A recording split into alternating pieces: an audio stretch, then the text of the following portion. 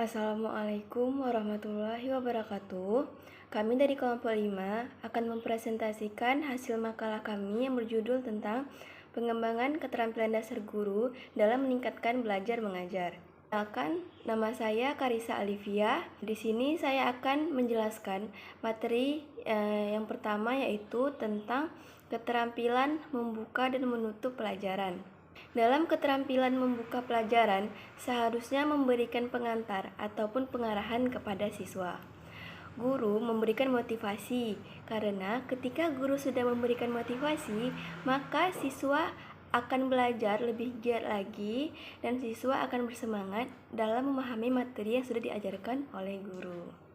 Peserta didik yang mentalnya telah disiapkan untuk melakukan kegiatan pembelajaran adalah mereka yang telah mengetahui tujuan pembelajaran, langkah-langkahnya itu seperti apa, dan mereka juga mengetahui masalah-masalah pokok yang akan dilakukan.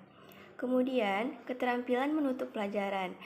Nah, jadi keterampilan menutup pelajaran yaitu keterampilan guru dalam mengakhiri kegiatan pembelajaran. Dalam menutup pembelajaran, guru akan melakukan hasil kesimpulan materi pembelajaran, di mana guru akan mengetahui tingkat pencapaian yang dicapai peserta didiknya masing-masing. Serta guru akan mengetahui juga tingkat keberhasilan mentransfer materi yang telah diajarkan oleh guru tersebut sejauh mana oleh peserta didiknya. Usaha guru mengakhiri kegiatan pembelajaran dapat melakukan beberapa hal di antaranya. Yang pertama, membuat pembelajaran yang baru dibahas. Yang kedua, memperhatikan peserta didik pada hal-hal pokok pembelajaran yang bersangkutan. Yang ketiga, mengorganisasi seluruh kegiatan atau pelajaran yang telah dipelajari, sehingga kebutuhan dalam memahami materi yang baru dipelajari dapat terlaksana. Yang keempat, memberikan ajaran agar materi yang baru saja dipelajari dapat dipelajari kembali di rumah, sehingga siswa akan lebih paham mengenai materi yang sudah diajarkan oleh guru di sekolah. Materi selanjutnya, B. Teknik dan taktik memotivasi. Jadi, pada teknik dan taktik memotivasi ini, motivasi biasanya kita gunakan untuk menunjukkan suatu pengertian yang melibatkan 3 buah komponen utama. Jadi ada 3 buah komponen penting. Yang pertama yaitu pemberi daya kepada perilaku manusia, yaitu seperti energi.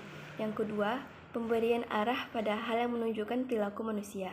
Yang ketiga, bagaimana sih sebuah perilaku itu dipertahankan. Motivasi kerjasama merupakan faktor untuk menentukan tinggi rendahnya kerja seorang guru. Motivasi juga ada kaitannya dengan faktor-faktor psikologi seseorang sebagai wujud dari hubungan antara sikap, kebutuhan, kepuasan yang terjadi pada diri manusia. Jadi, motivasi ini penting untuk siswa, karena jika pembelajaran tidak adanya teknik dan taktik pada motivasi, maka pembelajaran tersebut akan terjadi secara tidak baik dan tidak bersemangat. Apabila adanya motivasi, maka siswa akan belajar menjadi semangat. C. Teknik dan taktik apersepsi.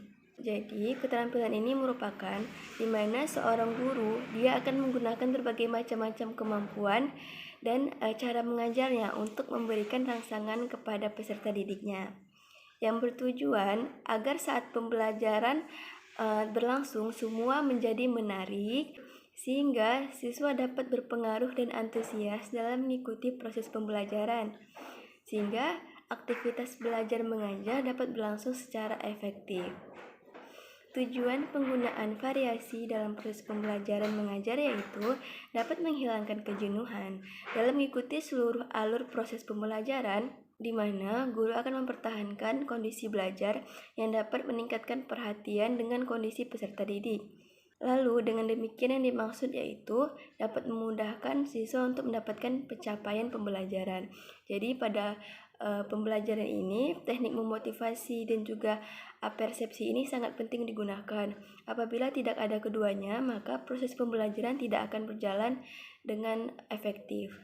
Sekian materi yang saya sampaikan. Materi selanjutnya akan disampaikan oleh teman saya, Cut Amalia Tari. Saya Cut Amalia Tari. Di sini saya akan melanjutkan yang D, keterampilan menjelaskan. Keterampilan menjelaskan ini merupakan suatu keterampilan yang di dalamnya menyajikan komponen bahan belajar yang diorganisasikan secara terukur dan sistematis, sehingga dapat dengan mudah dipahami oleh si peserta didik. Namun penjelasan itu harus memiliki kesan dan makna bagi si siswa. Sebelumnya juga perlu dilakukan perencanaan dengan baik dan memerhatikan isi materi dan juga kondisi siswa. Kemudian materi yang disiapkan juga perlu dengan teknik yang tepat agar mudah dipahami, bisa dengan pengarahan, bahasa yang sederhana, ataupun dengan melakukan ilustrasi. Kemudian tujuan menjelaskan ini tidak hanya membuat siswa menghafalkan materi yang disampaikan oleh gurunya, tetapi membuat siswa menjadi memahami hal-hal yang sesungguhnya dari pelajaran tersebut. Di dalam penjelasan ini juga terdapat prinsip-prinsip keterampilan penjelasan, yaitu diantaranya yang pertama, penjelasan dapat diberikan di awal, di tengah, atau di akhir pelajaran, tergantung pada keperluan. Yang kedua, relevan dengan tujuan pelajaran. Yang ketiga, penjelasan dapat dilakukan apabila timbul pertanyaan dari siswa ataupun yang telah direncanakan sebelumnya oleh guru. Yang keempat, materi pelajaran harus bermakna bagi siswa. Dan yang terakhir, penjelasan harus sesuai dengan kemampuan dan latar belakang siswa. Selanjutnya yang E, keterampilan bertanya. Bertanya adalah kegiatan yang terdapat di dalam kehidupan sehari-hari yang bertujuan untuk memperoleh informasi tentang hal-hal yang belum diketahui oleh si penanya tersebut. Kemudian tujuan keterampilan bertanya agar peserta didik bisa termotivasi dan ikut terlibat dalam interaksi proses belajar, berani mengungkapkan pendapatnya, dan juga dapat meningkatkan pola berpikir peserta didik. Kemudian ada beberapa jenis pertanyaan yang dapat ditanyakan kepada peserta didik. Di antaranya itu yang pertama, pertanyaan langsung. Pertanyaan langsung ini ditujukan kepada salah satu peserta didik. Yang kedua, pertanyaan umum dan terbuka, yaitu pertanyaan yang ditujukan kepada peserta didik, tetapi yang ini lebih secara menyeluruh, yaitu ke semua siswa. Yang ketiga, pertanyaan retorik. Pertanyaan ini yang tidak menghendaki jawaban, tetapi lebih memainkan insting dari si siswa. Yang keempat, pertanyaan faktual. Pertanyaan faktual ini untuk menggali komponen fakta dan informasi. Kelima, pertanyaan yang diarahkan kembali, yaitu pertanyaan yang dikembalikan kepada peserta didik atas pertanyaan yang diajukan oleh siswa yang lain. Yang keenam, pertanyaan memimpin, yaitu pertanyaan yang jawabannya lebih untuk mengasah segi kepemimpinan si siswa. Selanjutnya yang F, keterampilan penguatan dan umpan balik. Penguatan dapat diartikan sebagai bentuk respon baik yang bersifat verbal maupun nonverbal terhadap sesuatu perilaku yang dapat meningkatkan kemungkinan terulangnya kembali peristiwa ataupun perilaku tersebut. Biasanya penghargaan yang diberikan guru kepada siswa setelah menunjukkan perilaku yang baik seperti menganggukkan kepala, senyum, kata-kata pujian itu akan dapat menguatkan perilaku dan penampilan si siswa untuk tetap mengulanginya pada situasi-situasi yang lain. Selanjutnya umpan balik. Umpan balik ini ataupun tanggapan atau respon juga sangat berkaitan dengan penguatan. Sebenarnya kegiatan penguatan tersebut dapat dikategorikan sebagai upaya untuk mendorong orang lain melakukan sesuatu yang sama pada masa berikutnya. Contohnya ini, jika orang tua mengucapkan terima kasih Ia mengharapkan anaknya ini mengulangi hal yang sama di masa yang akan datang. Itu untuk kepentingan anak itu sendiri ataupun melatih manusia menjadi dewasa dan bertanggung jawab. Begitu juga halnya dalam belajar mengajar. Penghargaan memiliki arti penting terhadap perkembangan peserta didik. Saya Nur Fazrina. Di sini saya akan melanjutkan materi yang sudah disampaikan oleh Cut Amalia Tari. Materi berikutnya yaitu keterampilan menyimpulkan. Jadi menyimpulkan dalam proses pembelajaran yaitu merumuskan atau merangkum kembali bahan pelajaran yang sudah disajikan. Menyimpulkan ini merupakan suatu aspek penting yang harus dimiliki oleh tenaga pengajar. Karena sebagian besar pembelajaran mengharuskan untuk memberikan kesimpulan dari materi yang sedang berlangsung. Oleh sebab itu, maka keterampilan menyimpulkan ini menjadi keharusan untuk ditingkatkan agar mencapai hasil yang optimal.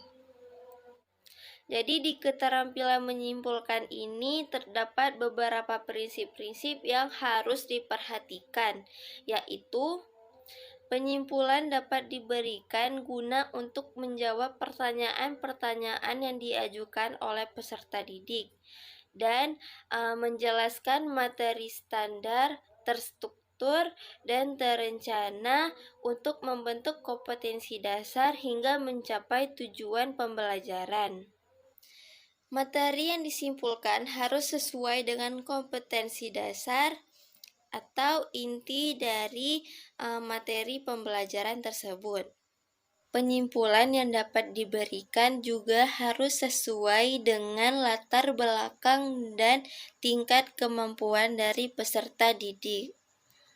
Dan penyimpulan juga harus menarik perhatian dari peserta didik. Karena proses penyimpulan biasanya terjadi pada penghujung pembelajaran, di mana peserta didik sudah merasakan bosan dan jenuh, sehingga pada proses penyimpulan harus menarik perhatian dari peserta didik. Contohnya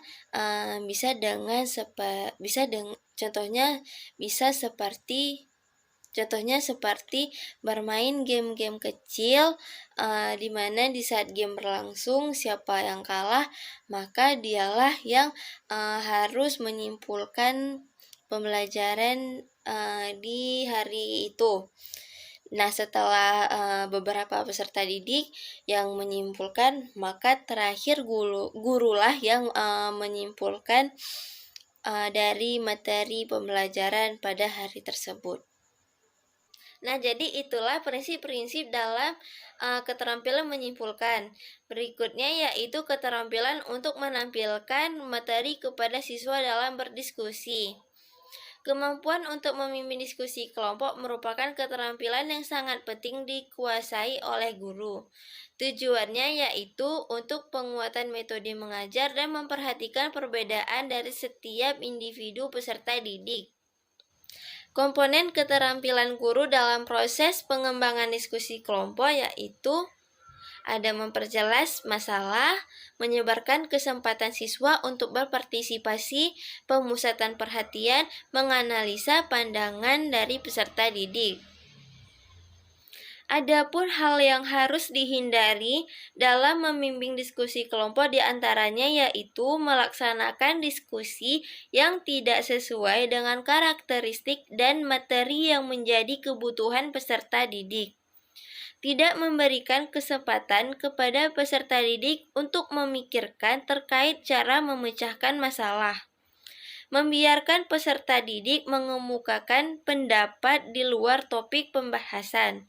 Membiarkan peserta didik tidak berkontribusi aktif. Tidak merumuskan hasil diskusi sebagai bahan evaluasi. Nah, jadi itulah hal-hal yang harus dihindari dalam membimbing diskusi kelompok. Sekian presentasi dari kelompok kami, semoga bermanfaat. Lebih dan kurang kami mohon maaf. Saya akhiri, wabillahi taufiq walhidayah. Wassalamualaikum warahmatullahi wabarakatuh.